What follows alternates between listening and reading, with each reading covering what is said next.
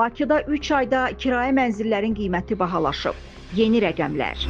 Bu ilin ilk rübündə Bakının kirayə mənzil bazarında qiymət artımı davam edib. Bu barədə reporta Azərbaycan Qiymətləndiricilər Cəmiyyətinin İdarə Heyətinin sədri Vüqar Oruc məlumat verib. Ümumilikdə Bakı üzrə orta kirayə qiyməti artımı yeni tikili mənzillərdə 1,5%, köhnə tikililərdə isə 0,92% təşkil edib.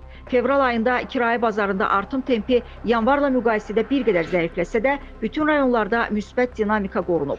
Yeni tikili mənzillərdə 0,71%, köhnə tikililərdə isə 0,62% təşkil edib. Mart ayında kirayə bazarında artım tempi yenidən bir qədər yüksəlib. Yeni tikili mənzillərdə 0,81%, köhnə tikililərdə isə 0,72% təşkil edib. Ümumilikdə kirayə bazarında artımın xüsusilə Səbail, Nəsimi, Yasamal və Nərimanov kimi mərkəzi və işgüzar rayonlarda daha yüksək olduğu müşahidə olunur.